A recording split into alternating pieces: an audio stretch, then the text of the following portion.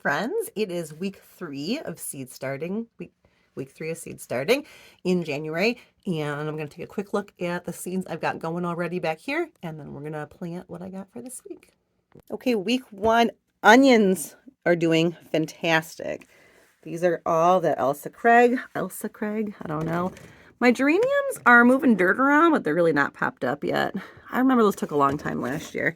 I thought they were up and it ended up being a spot of algae. So here's our onions. The other tray from week 1 is right here.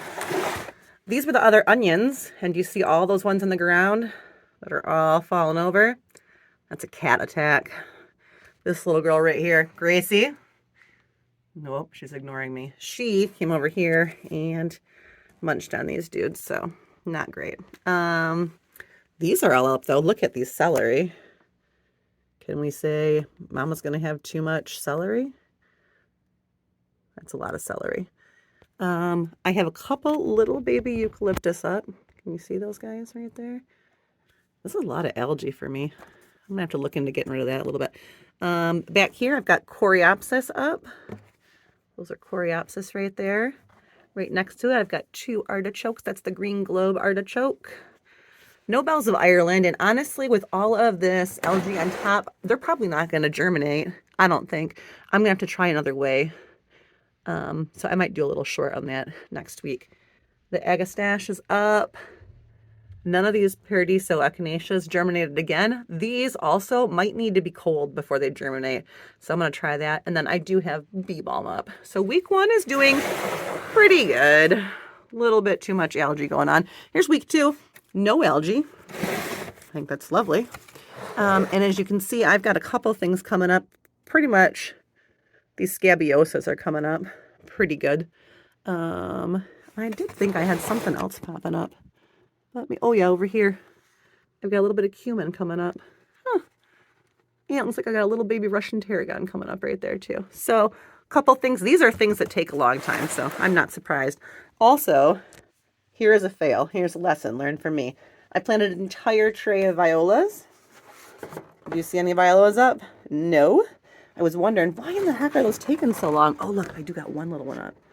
See her? I was like, why are these taking so long? And I looked up viola seed starting, and they germinate in the dark. So having them under grow lights probably wasn't going to help a whole lot. So yeah, there we go. The first thing we're going to do is consult our calendar. It is week 3, so it looks like I've got lavender, borage, chamomile, and sage on the list. And then over here I had geranium, but I did that in week 1 already.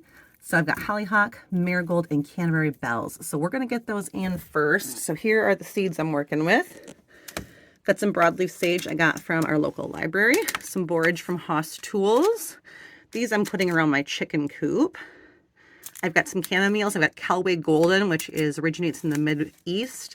And then this Zladilan is a Polish chamomile.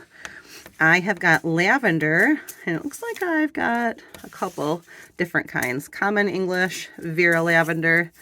This one is tall Vera Ling lavender, and so is this one. So apparently I need to make a decision there. I'm going to put a couple hollyhocks in. I've got a couple leftovers from Summer Carnival and the Watchman. And then this Chater's Double Blend. Got some Canterbury bells, pincushion flowers, and the Senate House marigold I thought was really, really pretty bright yellow. It's something different I've never done. So let's get these in a tray.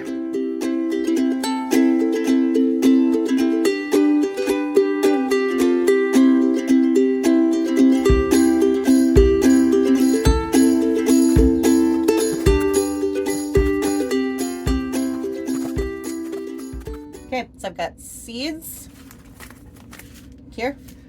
I've got them labeled in my containers. Like I said, I just used 1, so these 2 are both going to be this hollyhock. These 2 are both going to be Canterbury bells. These 4 will be pincushion. This is my system. Find a system that works for you. Got my seeds. My soil is all filled in here and pre-moistened. I watered it first so it can make good contact with my seeds. Now I'm just going to plant my seeds.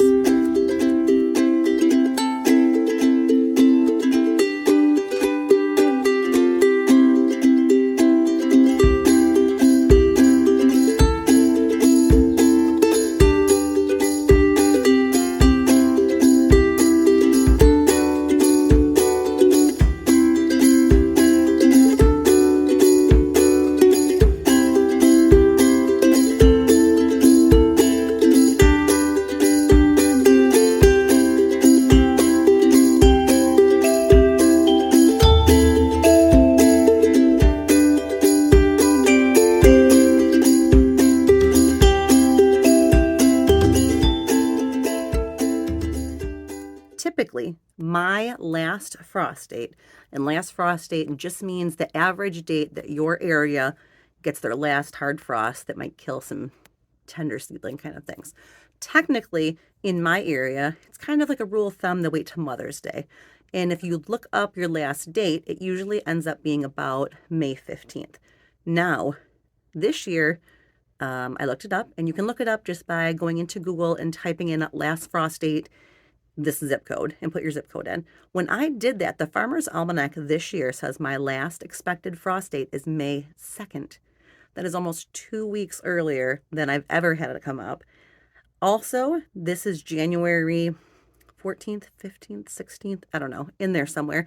And it's been very nice out. We have not had the freezing cold temperatures that we normally have. Normally, our ground is frozen solid right now. I can still dig in all of my beds, and my dogs are proving it by digging them all up. So there's a lot of mud outside still. It is not frozen solid. So we are going to get cold temps in February. This is not spring by any means, but I suspect that I might be able to put out some things earlier this year than normal. So with that said, I'm going to go ahead and start my cool season things that take just a little bit longer this week instead of next week. So things like Brussels sprouts, broccoli, cauliflower, things that I'm not typically successful with, and I want a bigger plant to go out. And then I'm going to start hardening them off earlier and getting them outside earlier, and we'll see if maybe I'm more successful. I might get them all killed. We'll find out. First thing I'm doing is flipping through my cool season crops here. I've decided to do red mustard early, this broccoli early, Brussels sprouts. I have got this new 9-star cauliflower, which I bought from someplace in Canada last year. I'll have to look that up. I'm going to try this purple of Sicily cauliflower, and I've got a spring rub rapini broccoli also. I'm also going to go in here and do some kales, I think. So I've got, let's see, I've got blue curled kale. I've got a scarlet kale. I've got this new premier kale. Ooh, I've got some Swiss chard. White as well. I think I already got scarlet kale out here. And then I've got some more kale in the back here. Let me see here. Ornamental fringe. Yes, please. What else? I'm not going to do this one. Ooh, but I do like this curly one. And red Russian. This is a lot of this. And then an ornamental. All right, I got too many. Hang on. I got two orient. All right, I got two of these. I'll put this one back. How many? This is my seed problem. This is why I do not need seeds. Okay, this is not kale. Chard. I'm going to start that early. I have got scarlet kale, red Russian kale, premier kale, curly kale, and ornamental kale. And I think I am going to keep 1, 2, 3, 4. I'm going to put red Russian back for now, and I'll make that a fall one. So I'm going to start these kales too. So that is going to be a bunch of my cool season stuff that I can get out. These can all take colder temps. So once I get the plants established, I can start hardening them off. I've got a covered front porch that works really good for that. They'll get a little bit of sun, but they'll be protected from the wind. And I'm going to see if I can finally get these crops to work for me this year. Let's go. All right, tray 2 planted. And what I did is I went with 2 red mustard containers, 2 bright light chards. I did put more than 1 seed in these because I do plan on putting them out kind of early. So I'll either up pot them into bigger containers if they get too big for this, or I'll put them out as baby starts and just gently separate them out of here. I've got 4 cups of Brussels sprouts. I've got 4 of the purple cauliflower, 4 of the 9-star cauliflower, 4 spring rapini broccoli, 4 Waltham, 4 premier kale, and 4 scarlet kale. And then because I have a full tray, I've got 2 more kale types that I will go ahead and put in a tray next week because I don't want to do more than 2 trays at a time. So this second tray is going to join the first. Let's get them put up in the lights. Okay, week 3 trays down under the pretty grow lights. It's starting to look a little bit like spring in here. All right, we'll check them out in a couple days.